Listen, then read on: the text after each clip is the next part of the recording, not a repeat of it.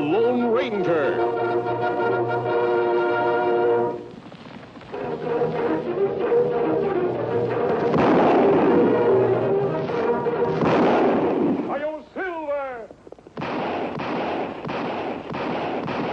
A fiery horse with the speed of light, a cloud of dust, and a hearty Hi-Yo Silver, the Lone Ranger.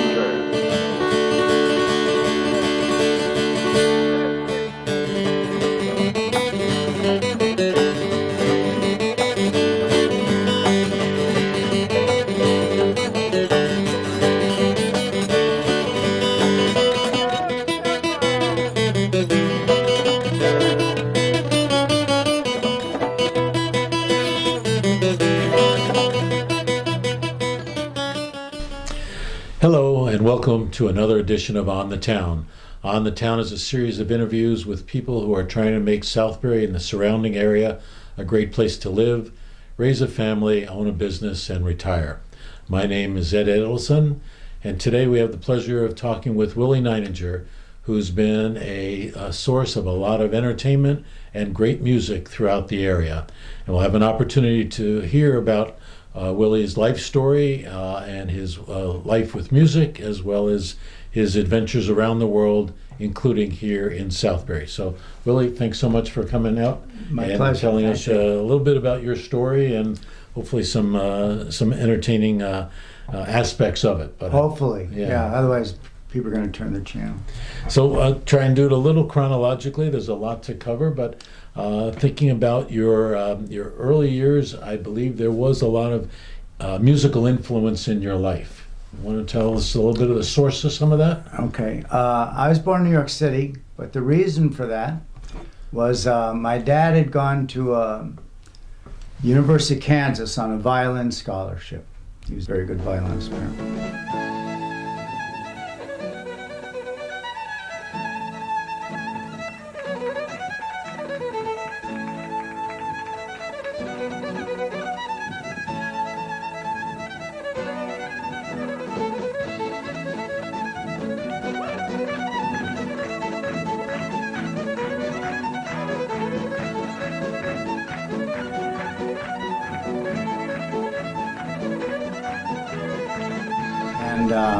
But in the middle of his studies, he started reading Sigmund Freud, Okay. and he decided to become a He psychiatrist. wasn't a violinist.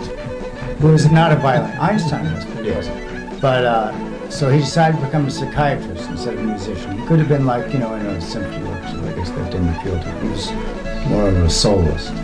So at that time, one of the only places to study psychiatry was New York City. So he took my mom, who was from Missouri, and they'd met in a softball game when my dad was in med school and my mother was studying nursing. And they moved to Manhattan. That's about the time I was born. Okay. And he continued his violin playing at home while you were a young person? Yeah, very much so.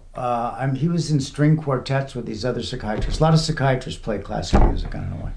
And I always remember, I tell this story on stage a lot, I'd be watching The Lone Ranger on television. My dad would be wandering around the living room practicing his Bach and his Beethoven and his Mozart and everything. And so did you make any connection between the music of the Lone Ranger and what your father was doing? Well, yeah, that's a famous story. One day, I was watching The Lone Ranger, and he was, sawing away. And I was starting to get annoyed, because I'm trying to concentrate on the show. And I almost said, Dad, Tano's in trouble again. I'm trying to watch this, And, then he always, shot the gun out of the guy's hand without hurting him somehow. And then they'd always ride off in the sunset before anybody had a chance to thank them. And I was just about to say, it's hard to concentrate with all this music going on. And as Bernie Ross used to say, then I had an epiphany. Okay. Because I realized my dad was playing the same song from The Lone Ranger that was on the TV. And I'm just wondering, that sort of stayed with you because you did put a lot of effort at some point to transcribe, let's say, the violin music of the William Tell Overture to the guitar. I don't think you got that out of a book. No, it was because of The Lone Ranger. I was exposed to that very early, and I just always loved that piece of music. Okay. And right after I graduated from school up near Boston, I was living in Medford in a house with 5 other people, and my girlfriend was like taking organic chemistry, so I never saw her. Okay. And I had a lot of free time. I think I was washing dishes in Harvard Square once a week. I had a gig every once in a while. I was painting some houses, and so I had a lot of free time. So I started going through everybody's record collection. I found this Rossini record, Right. the William Tell Overture, and I eventually worked it out. It was in, I think on the record it's in E, but that wasn't a good key for the guitar. So I originally eventually made an arrangement of it in G, and then I showed it to my dad, and he knew it like that, so he just picked it up right away, and then we started playing it together. Excellent. Well, let's go back a little bit to those early days. So Of yesteryear. Of yesteryear, with or without Tonto. And in terms of your own musical career, when did you start to see that being on stage was a pretty interesting place to be? You realize some people would do anything not to be on stage. Yeah, I'm not one of those people. Right.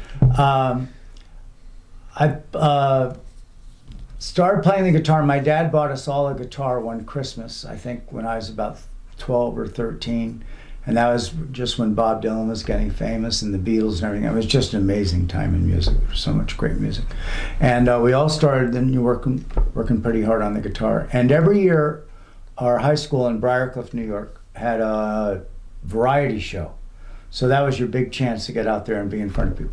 When I was in 7th grade, I was part of like a sound and music ensemble. And my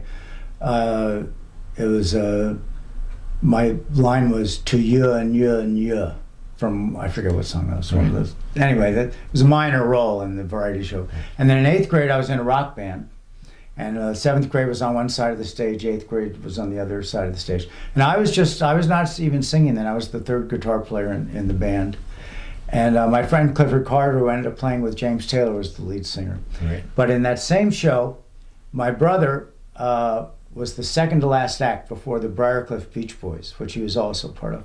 And he came out on the stage with just his guitar, and he played Early Morning Rain by Gordon Lightfoot. Mm-hmm. And I was in the audience, and everybody was really quiet when he played. And then when he was done, they clapped really loud. And I said to myself, well, that looks pretty good. If there was a seminal moment, that was it. So that's the second epiphany. Yeah, all right. We'll Yeah. keep track. So in your family, did you share the guitar? No, we all had our own. So, okay. Well, actually, we had one first, and then I can't remember how. Annie started studying classical guitar, I think. And she's your younger sister. Yeah, and then my older brother's Jim. But I had a 12-string guild for a while, but it was really hard to tune. So, but I always wanted a Martin, and that was what Peter Paul Mary played, Judy Collins, Bob Dylan, all the Joni Mitchell, Ian and Sylvia. They all played Martins. That was like, in those days, that was the acoustic guitar to get. So my dad let me paint the house, and I think he gave me $200, which was probably way too much, especially for the job I probably did. Okay. And then we went to Sam Ash and White Plains, Right. and played this Martin. But it was $300. So my dad gave me the other 100. All right. So My parents were always very supportive of music, and that was a great example of it. And then when you get a really nice instrument, it inspires you too. You start working a little harder after that. And as you say, New York City at that time was just bustling with a lot of different kinds of music. I think you've said your parents were very supportive in the sense of helping you get to New York from Briarcliff. Yeah, they would take us to shows. We saw the Weavers at Philharmonic Hall. It was the first non-classical concert they'd ever had there. And we saw Ian and Sylvia very early. We saw Joni Mitchell open for Ian and Sylvia at the Cafe Go-Go. We saw Gordon Lightfoot. And then when I started getting into high school, my parents would drive my girlfriend and I down to Greenwich Village. They'd drop us off. My poor girlfriend, I always had to get there really early because I wanted to get in the front row so I could see the chords, Right. And then my parents would go to the movies in Midtown and then come pick us up about 11 o'clock and drive us back to Briarcliff. I mean, it's really incredible. You're gonna have to explain that a little bit to me. So you're looking from the seats in the audience. You're looking at the guitar, realizing what the chords are, and you're sort of making a mental note of that. Well, sometimes, I'd done some I'd tried to learn some of the songs Ahead of before I time. went. So So this was to confirm or clarify what chords were really being used. yeah, or sometimes there was like some chord I just couldn't get. So then I'd try to do it. And actually, when the time I saw Joni Mitchell, I actually cornered her after the show. This is 1968 probably, and I just said, I'm trying to work out this song Michael from Mountains, and she told me what tuning it was in. She had all these different bizarre guitar tunings, so that was a little breakthrough there. All right. In high school, you're starting to think about music as a career. Starting in my sophomore year, the 2 times a year there would be a band, orchestra, chorus concert, and starting my sophomore year, they let me play a couple guitar numbers, like between the band and the orchestra. Okay. So that was nice for, and it was, there's a lot of people. And I remember my sophomore year, I was singing with this senior named Bonnie Yost, and she was a really good singer, and I was just, excited to be singing with a senior. And after the show, this local folk singer, Tom Glazer, came up to me. Mm-hmm. He was famous for the song "On Top of Spaghetti, All Covered with Cheese, I Was Eating My Meatballs," and that was his big hit song. And he recorded it actually with the kids from Briarcliff. Oh, really? But before that, he was, he had been in the Almanac Singers with Woody Guthrie, and he wrote a "Takes a Worried Man to Sing a Worried Song," or got the copyright anyway, that the Kingston Trio did. So he was, sort of our local celebrity. And he came up to me after the show and he said, "Are you interested in being in music, professionally?" And I went, "I don't know, I'm 15, Yeah, well, And he said, "Well, if you are, you should start writing your own songs." So that was what got me going Okay. on that. Do you remember the name you gave your first song? It's called Laura. All right. And my second song was "Song for a Lost Girl." I wrote one in my junior year and one my senior year. All right. And then when I went to school, I started writing some more. Okay. And we're not going to play either of those for good reason. I mean, can you hear them in your head? Oh, I could still play them, but I wouldn't be a good idea. Okay. No, I was just curious. I mean, it's, I think actually the recordings, I just had my 49th high school reunion in Briarcliff about a month ago, and somebody brought one of the records. It was called Briar's Night. It was like a literary magazine. Okay. And then they started making, they put records with them. So hopefully there are not too many of those around still. Right. Well, they never know where they'll show up.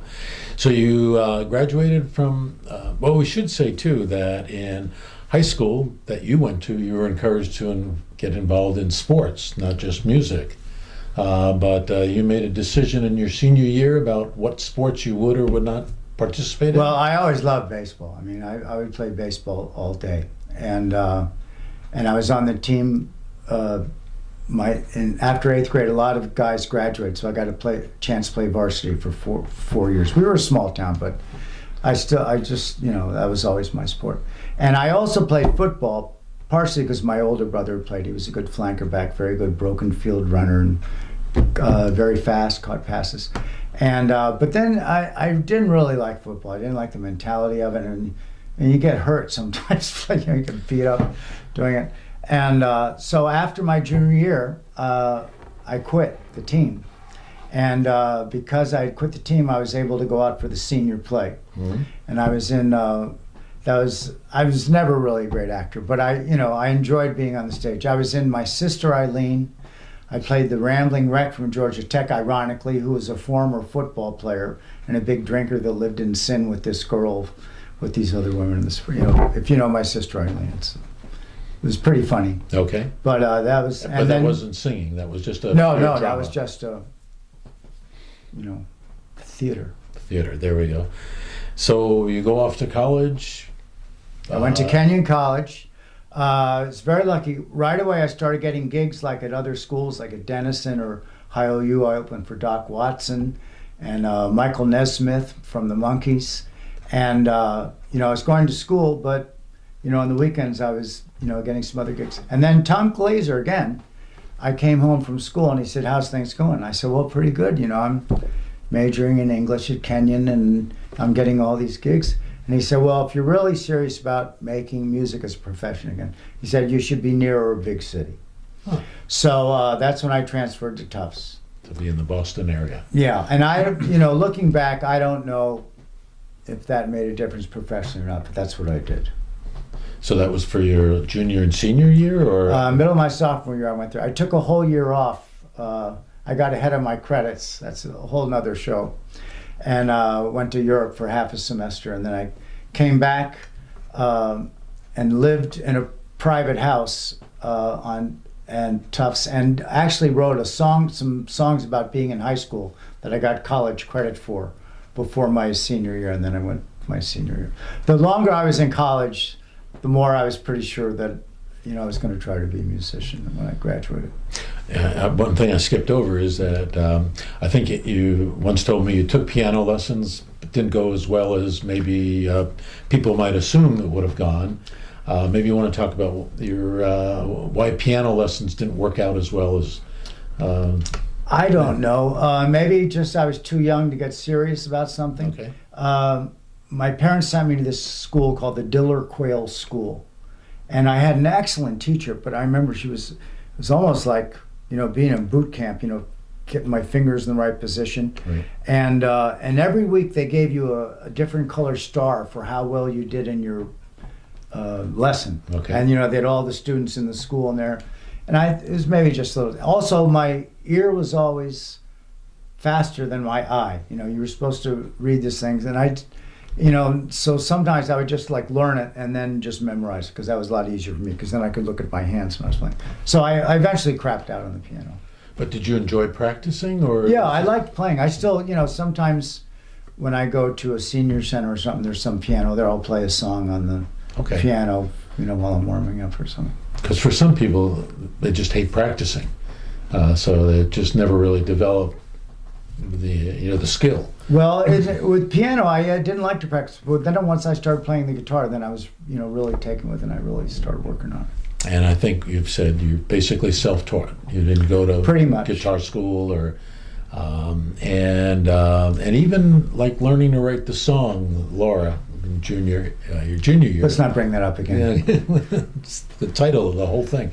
That you just sort of said, "I'm going to sit down and write a song." It wasn't like you went to a Well, it was song like this workshop. guy told me I should start writing songs if So I you wanted just to be did it. serious. So then I started working at it. Yeah. Yeah. Well, some people might have gotten that message, but never got any further than, "Yeah, I should do that." Well, it took Yeah. it took me a long time to get something, That's that I felt confident enough to play in public for people. And in the early days, I'd write some song and I'd play it for somebody, and they said, "That's got the same melody as this James Taylor song." So that's right. So then I go back to the drawing board. Okay. But eventually, hopefully, you find your own style, and All right. I'm still writing songs every once in a while. So you go through college, keep playing. I think in the Boston area. Yeah. But now it's time to graduate, and you're going to make this decision, which I think you make a decision. I'm going to stick with music. Was it that formal, or that deliberate, intentional? It was. I was lucky that I never really had this moment where I'm going, "What am I going to do?" The weekend I graduated from Tufts, I had one of my first great gigs ever at the Passeem's Coffee House in Harvard Square. I opened for Jimmy Buffett for 5 nights, the guy who wrote Margaritaville. It's right before he wrote Margaritaville. He was still a duet. And it was the first time I ever convinced my dad to play on stage with me, too. So a couple of things there. So how did you get a job like that? I mean, that's... Well, I think the guy that owned the club knew that if he hired me on graduation weekend, that a lot of people from Tufts would come to the club. Okay, you brought the audience. Although Jimmy Buffett was drawing, even at that time, he was drawing very well. And I'd gone in there a couple times and, showed him the 1 or 2 reviews I had, and I might even auditioned, I don't remember exactly, but first time I ever played there, I opened for Dave Van Ronk, I remember. It was on a Tuesday night. Oh, so you had a reputation at that particular company? Not really. I just sort of one talked other? my way into the club, What did you do? And then, a bunch of my friends came to see me, so. I mean, a little older than you, but I remember there was coffee houses around Tufts. Did you play around at college? Oh yeah, Tufts I played all the time. And I started playing in the big hall too. I was in a barbershop group called the Beelzebubs, and I was in a show called Follies, which I did not excel in, but you know, I was in it. It was fun. And then when I graduated, I remember for a year I lived in Cambridge with 3 other guys that I'd gone to school with. And I said to the guy that ran the concerts at Tufts, I said, Jack, you know, I'm graduating now. You got to give me some gigs. He said, well, if it's a good mix, you know, I'll put you in. So I said, what do you got coming up? He said, James Cotton Blues Band. And that's like the last band I should open for, you know? Yeah, no. But I said, oh, that'd be good, you know? So I talked to him, I opened for them by myself. And it was a little bit of a rough show for a while. I remember I broke a string in the middle of the show. I had to run downstairs and then come back. But that was the first night I did the Lone Ranger thing on stage, and that pulled the show out of the toilet. And so I went on from there. I opened for Livingston Taylor there a couple times. And then I started doing my own shows, like on, you know, on commencement weekend or homecoming weekend. I'd play on the library steps outside with, Right. you know, some of my friends. You're out of college. You're going to make a living doing this. You're living in Cambridge. Well, I'm not sure. I mean, that year, like every 6 weeks, I painted houses a little bit. I washed dishes in Harvard Square 1 day a week. I had 1 guitar student.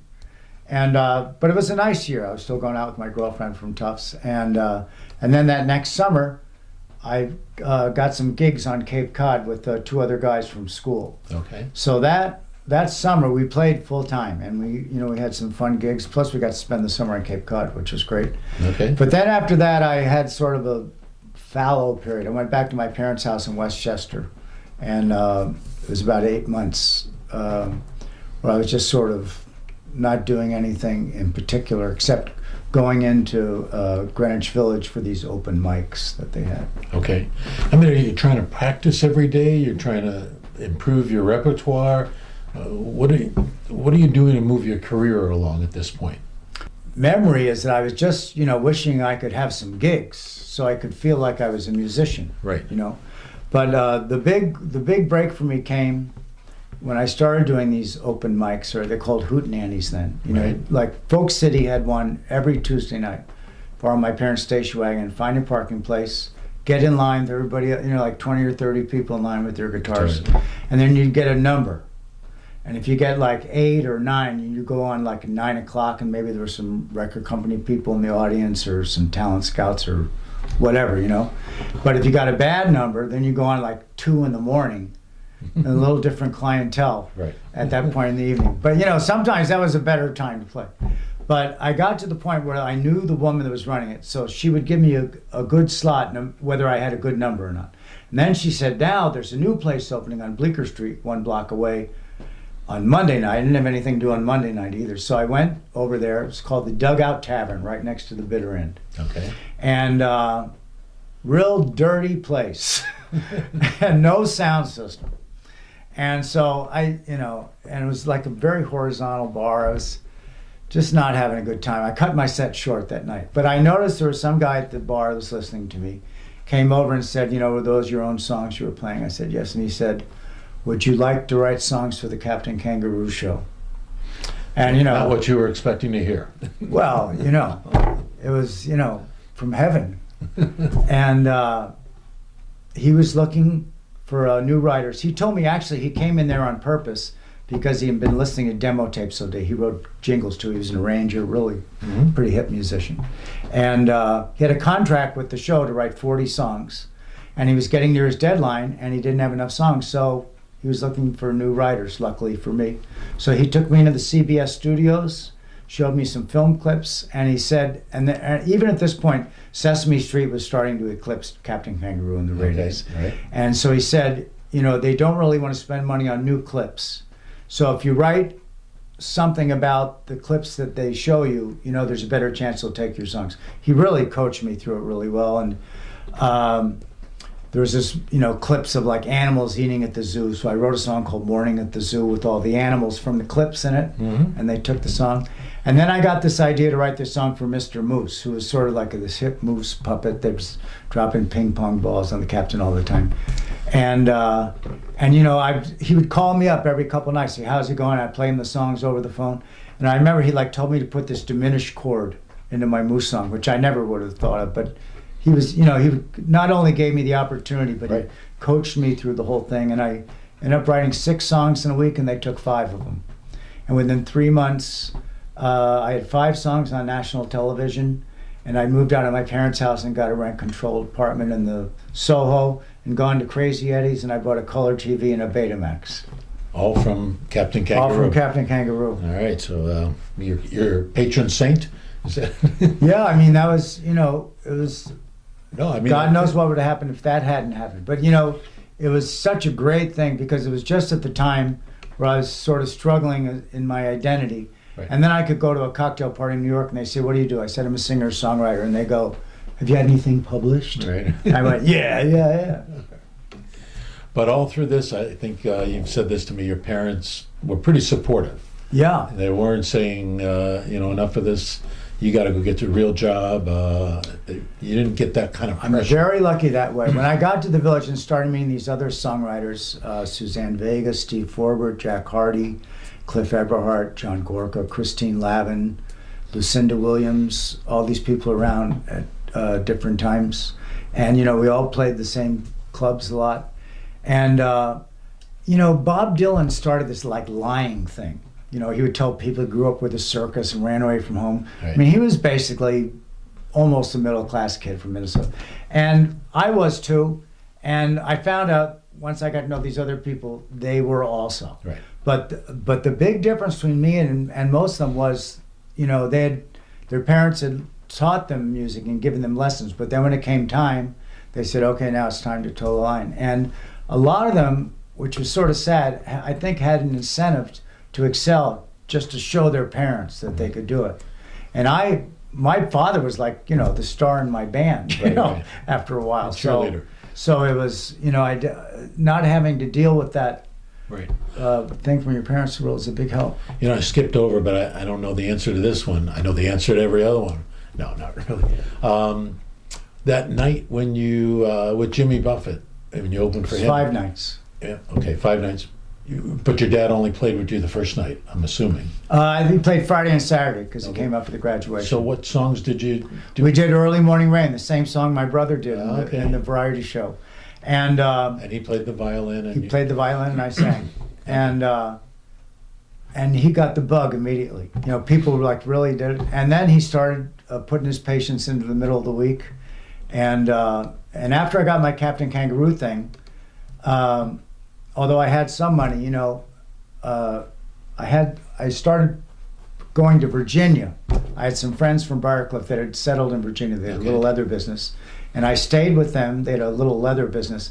And I went to 21 different schools in Virginia because now I had this Captain Kangaroo thing that everybody knew about. Right.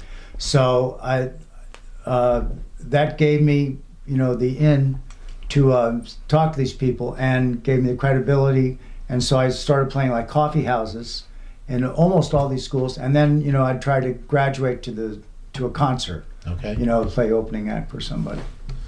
So, And my dad, you know, did a lot of traveling with me. You know, so he in really those days. he really got the bug. Yeah, He he realized loved to perform. And he'd leave New York and he'd meet you on the weekend to Yeah, play here, there, or everywhere. yeah, we drove thousands of miles together.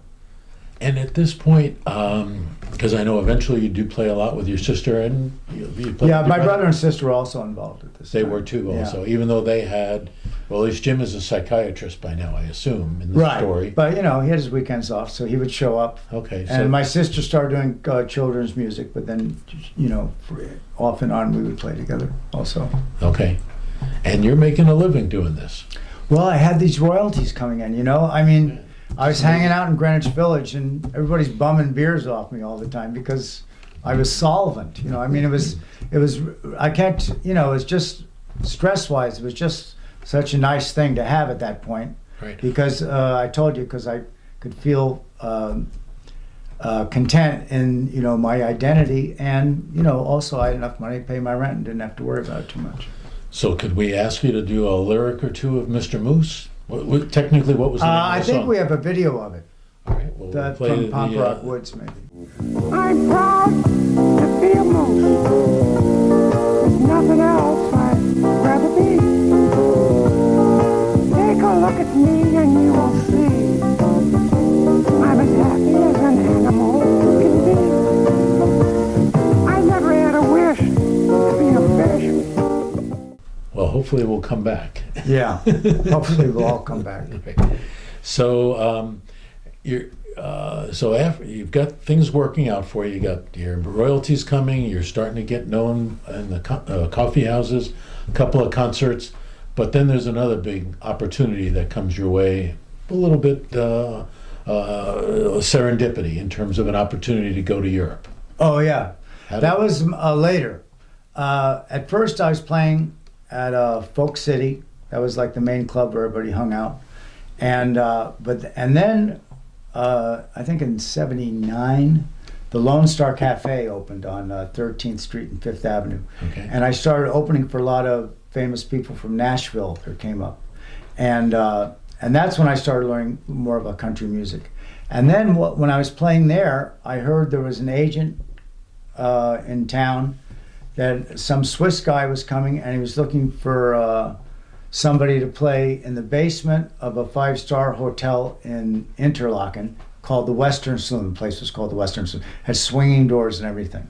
Okay. And my sister and I did 3 songs for this audition, and they flew us over for 5 weeks, gave us an apartment, and we played 6 or 7 nights a week, 10 to 2.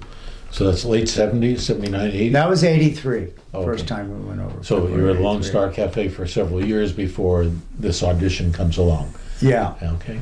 And from 83 through, well, for the next, 15, 16 years? Well, 83 through 90, I would go over there about 2 or 3 months a year, and I still had my apartment in Manhattan. I was still trying to do the folk things. I was opening for Jonathan Edwards, Livingston Taylor, Richie Havens, people like that.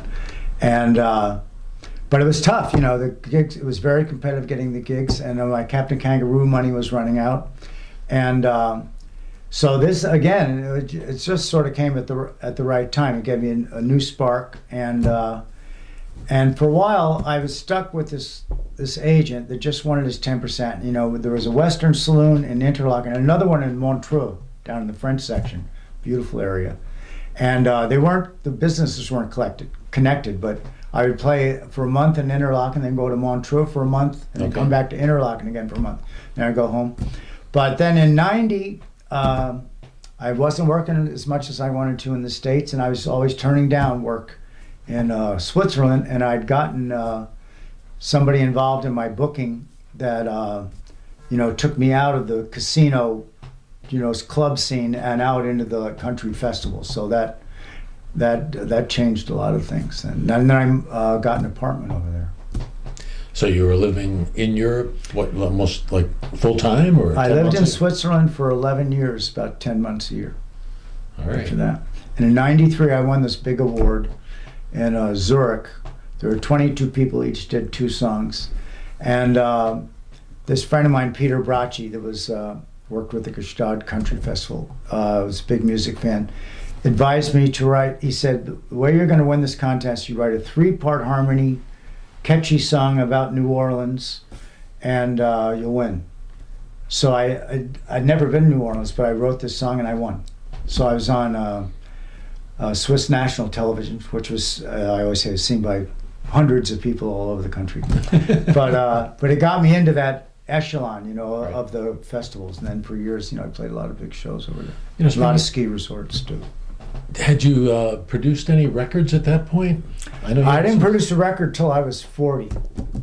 I can't remember what year that was. Probably early 90s. Almost Home was my first CD. I've produced 3 CDs of my own songs. But so the early '90s, you're still 10 months a year in Switzerland. Yeah. So was it cut over here in the U.S. or was? Yeah, there was a studio in Brooklyn that I used for all 3 of my records. Okay. And then I used various musicians that I knew from. And those are all your own songs, I believe. Right, they're all my own songs. Okay.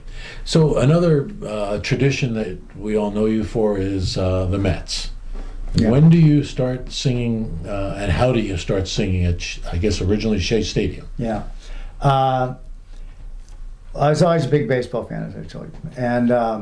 And then when I moved back to New York, I had a friend named Jeff Hardy, who was a bass player with his brother Jack Hardy, who was a singer-songwriter. I'm sorry, moved back from Switzerland, are you saying? Or What year are we talking about here? No, this is way before that. This is 85, I think. when I just moved into Manhattan. Okay. I've been in Manhattan for a couple of years. And I used to go to a lot of Mets games with my friend Jeff Hardy, who was the bass player for Jack Hardy, a songwriter. And one of the few Mets fans around me. The Mets were just horrendous then. And we used to, we could sit almost anywhere you wanted. The stadium was like empty. And it'd be the type of thing where you go, oh, this is a great game. It's fourth inning and they're only behind by 3 runs, Right. So, and at that time, the national anthem was on TV. So that was attractive to me. And one day I was watching this male-female duo, and they sang it harmonically correct, but it was like in a minor harmony, and it sounded terrible. And I just said, I said, if they can do this, I can do this. So we called them up, and they said, you need a studio quality tape of your version of it. I did this a cappella version with my brother and sister, and we sent it to them. But I think what helped us get in was because I started playing at the Lone Star Cafe. At the time, the Mets had a couple of players, Doug Flynn and Joel Youngblood. They were from the South, and they used to come to the Lone Star a lot. So maybe that gave me some credibility because I was playing there. But we eventually got booked in there. So that was, your first one was, when you say we, it was just yourself? Or was No, it was my brother and sister. Yeah. And then later on, we got my dad involved. So I told you my dad was born in Saskatchewan. Right. Maybe I didn't say that. But he was, and so that's when the Montreal Expos were still playing. Okay. So, and I'm thinking, in show business terms, well, this is like 2 songs you can play, not just one, because they do the Canadian. So we got my dad to do the Canadian anthem on the violin, and then my brother and sister and I would do the American one. So that was pretty exciting. Yeah.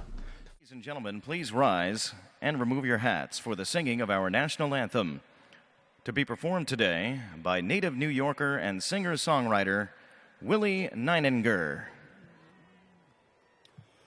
Oh, say, can you see by the dawn's early light what so proudly we hailed at the twilight's last gleaming, whose broad stripes and bright... So about how many times do you think you've performed for the Mets? About 10 or 12, something like that. And one time I did for the White Sox. I was going to say, Chicago. So you've done you're not solely a Met singer. You'll sing for anyone. Almost. So, but back to Europe. So this really great opportunity comes your way. You make the most of it for a number of years, win the award over there in Europe, get well established. And then I think it's the late 90s, there's a change in the situation for your father. Yeah. My mom passed away in 2001, and my dad had this stupid disease called progressive supranuclear palsy. It's sort of like Parkinson's without the tremors. Okay. But he was losing mobility, and either somebody had to take care of him or he had to go into a home. And we all knew if he went into a home, it would not be good. Great. But they had moved to the Heritage Village. Right. My parents bought a condo here in 98. So Been soon here after. since 98. Okay. They lived in Greenport, Long Island, where we played as a family out in the Hamptons for many years. In 1980, they sold their house in Briarcliff. Then they moved here in 98. So between your sister and your brother and yourself, decision needs to be made, and you decide to come back from Europe and basically take care of your dad. That's right. That's right. What did you say, 2000? 2002. 2002. And I assume you'd been to Heritage Village. I mean, Oh yeah, I mean, I told you my parents bought the place in '98. So when I come home from Switzerland, I would come visit here. Stay there, and I still had my apartment, till around that time. So I was sort of shuttling back and forth. Yeah, I'd been around the village a lot. So what was that like to really? It was different. Yeah, I mean, than living in Europe. And again, it's It not was an only adjustment, Europe, but you know, most of the people here never saw my dad, you know, when he had his full faculties and he was, you know, playing all these great shows, and he did a lot of great work in psychiatry too. He was the head of the mental health board in Westchester for a long time, and you know, he did a lot of good in private practice. But people never saw that. You know, they would say, "Oh, it's so nice you bring your father shows such an interest in your shows." You know, I used to wheel him in. Right, And I said, "Yeah, you don't realize he was the star of the show." So I hope we can get some video, you know, from the old days to show people a little bit the other side of him. But as far as his situation, did he ever perform in shows here? You know, No. By this Theater time, Guild or... he had to stop playing when he was 68 because of arthritis. Oh, okay. And so he was well beyond his performing years by the time he got here. Okay. So you make a decision, I assume, because I moved here in 2004, 2005, and you really already had quite a following over at I think it was the Olive Tree at that time, or... Yeah, I was playing at the Olive Tree. There was a while I was playing at the Olive Tree and also at the Heritage Hotel. But your dad, would he come with you to those shows? Yeah, especially the Olive Tree was right near our condo. Right. Like right near it. So I would go over in the afternoon and set up the equipment, and then I'd put my dad in the car, wheel him in for the first show, and put him at a table with somebody. Most people, you know, I said, "Who wants him tonight?" And he'd stay for the first set, and then my friend Pete would help me put him in the car. We'd take him back home, and then, you know, there's a nurse waiting for him. Okay. But it was so close, you know, we could, and then we'd always have a contest, see how fast we could get him in the car and then get back to the restaurant. I think 12 minutes was our record. All right. Now, at the beginning, we did play the William Tell Overture, and I think you mentioned that the two of you, your dad and yourself, played it together. Many times. You do the kick during the middle of... Oh, yeah. When did that start? I don't remember exactly. I was watching, you know, preparing for this, I was watching some old DVDs that I had with different performances I've done around. And I don't remember exactly. It was probably 2010, just guessing. Okay. By the way, did you play that a lot over in Europe? Oh, yeah. It was William Tell, well, Swiss hero. Right. You know, I thought that's where it came from. Well, that's what the over. Swiss might say. But yeah. I mean, I feel like you've performed it so many times, your fingers just, you don't really even have to think about it. Oh, yeah, I still have to think about it. You do. And I still have to be in shape to play it. I just played it recently at the Cutting Room in Manhattan. The Lone Star Cafe had a reunion show there. I think we might have a clip of that. I hope so. And I got to play it with Larry Campbell, this great fiddle player that used to sit in with us in the old days at the Lone Star. My dad was playing with us. And he also brought along two other fiddles, so I played it with three fiddles. But that, you know, every time I had a show in the days leading up to that, I played it to make sure I was in shape for it. So your dad passed away in what year? 05. So pretty soon after that, but you decided to stay here, you know, in Heritage Village in the Southbury area. Did you ever think of going elsewhere, or you just felt like this is a place I can work out of or work from? The latter. I mean, it was, you know, it was very sad when my dad died. And the easiest thing was to stay where I was. And I had some, you know, I established some jobs here, you know, and I'd started playing the senior circuit. And so sort of the path of least resistance, I think. Okay. And, you know, I was traveling all the time, so it wasn't just like I was, you know, staring at the driveway. Well, my understanding, and I don't remember the exact year, but you start going back to Switzerland pretty well. regularly. Even when I was taking care of my dad, I went back to Switzerland a couple times because. But just for like a month or 5 weeks. Yeah. Or a couple of weeks even. The same thing with England. But when I made a pretty abrupt decision to come back, and at that time my bass player, Carl Guntern, who also ran a big power station near Interlaken, was my manager. Mm-hmm. And I told him, you know, I said, you know, I got to go home. Sorry, I got to go home. And his first reaction was, he said, well, you know, we have some contracts. Because in Switzerland, contracts. Yeah. And I said, well, I'll honor the contracts. You know, I'll come back. Right. And so I did, you know, and I still go back there every year. It's nice to go back there. And when you go back, people I mean, it's your regular crowd, if you will. People come because they know. I mean, some people are getting older, obviously, but And some have died. this happens. But I had a really big following for a while. But but I came home in 2002. That's a long time now. So One of the reasons I wanted to do this interview is I've always enjoyed your music, and as I say, I find you to be a really excellent entertainer. So it's more, more than just listening to the music, but just watching you interact with the audience. But I was surprised when you did an event at the library, which Southbury Library. I want to say it was last spring, and it was quote unquote sold out. it was also free. Yeah, I understand, but still, people came. No, it's good. A lot of people could not get in, who wanted to be there, and I just realized, what a following you have in this community that has stayed with you. I mean, unfortunately, like you say, a lot of people have moved on to, greener pastures, as we sometimes say, or as maybe the Lone Ranger might have said. But you've clearly touched people with your music and your entertainment. And so I said, well, people need to know, and there's a good story here, and people might want to, if they did know the story, be reminded of the story of how you got here and have made such an impact on this community. But it isn't over. I mean, you still perform very frequently. I know that because we tried to schedule this interview multiple times. Yeah, I'm busy. And every week it was like, well, this would have been a good week, but how about next week? And that's okay. That wasn't complaining. But sort of, what is it that you? Why don't you give us a little summary of what it is you're doing now that kind of gets you out of bed in the morning and keeps you going? Well, I have a lot of morning gigs. That gets me out of bed. Okay. I have a quite extensive performance schedule. I started working with Jan Scruggs in 2009. She hired me for the 350th anniversary of Woodbury, which she organized for 14 months.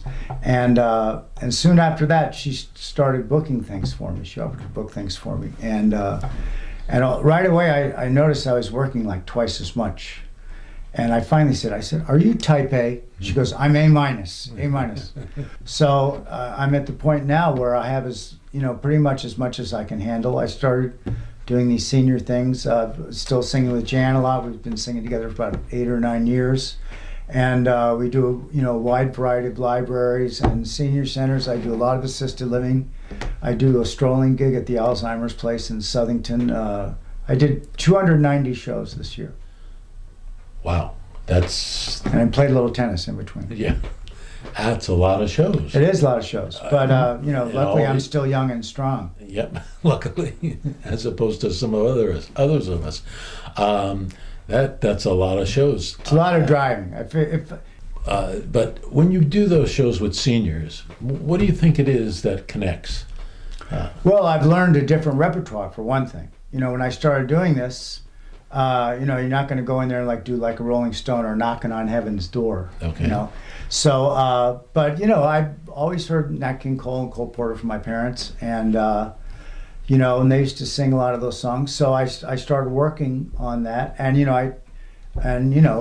like when I started playing at the Lone Star Cafe, I started getting country music requests as opposed to folk requests. Right. It's the same thing in this circuit, and I've learned a lot of the standards, Stardust. My Way, okay.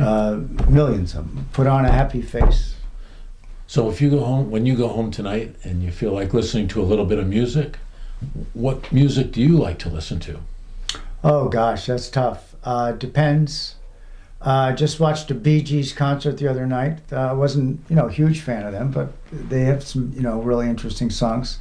I saw a concert with Ray Price, Merle Haggard, and Willie Nelson recently on TV.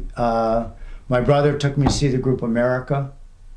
We saw Brian Wilson a little while ago. One of the recent concerts I saw that was very amazing was Glenn Campbell when he on his final tour he had Alzheimer's, but he still went out there. It was just amazing. I mean, 80% of Glenn Campbell is still so much more than anybody else. Right. And there was one point where he started doing this same song twice. And his daughter was in his bench. She goes, "Daddy, we did that already." He said, "All these kids always bossing you around." but So it's, I don't know, I could go on for, 15 minutes. James Taylor, my friend Clifford, played with him. When Larry Campbell was playing with Bob Dylan, he got me backstage pass a couple times. So music is still a big part of your life. Oh, yeah. Right. Yeah. Do you try to, wait, I guess you already answered this. I'm going off. I'll answer it again. I'm not in a hurry. No, in terms of particular new songs you want to learn for yourself. I mean, you mentioned like Nat King Cole, but that's really Yeah, I learned Stardust like a month ago. Right. But are there songs that you hear on the radio and say, well, I want to play that? I don't listen to the radio that much. I listen to YouTube a lot. Occasionally Jan will call me up and suggest something to do, or my brother, Okay. say, I think we should do this song together. And I'm still, working on my own songs. You are trying to write new songs as we go through? Yeah, I Okay. am. I have an incredible amount of notebooks with lyrics, scattered lyrics, and and occasionally I get one to the point where it becomes a song. Well, Willie, I really appreciate you taking the time to share some of these stories and a little bit of chronology of your life. Again, thank you for all the good shows, at least that I've gotten to see over the years, and I really appreciate that. And you've been a supporter of mine, so I've appreciated That's true. things you've done for me. And we should mention one of the great songs you wrote is really about Heritage Village, known as the Sidewalk Song. Oh yeah. So when we built the sidewalk on Poverty Road. It's right around the corner from me. Yep. And we opened that sidewalk. We should get some more sidewalks in Heritage Village. All right. Well, Willie, again, thanks for stopping by. Thank you. Thank you for asking me. I appreciate it. I was somewhat interesting for the people. That was interesting for me. And thank you for tuning in, and please stay tuned for future editions of On the Town. We'll have a chance to talk to other interesting people who are making Southbury a great place to live. See you around campus.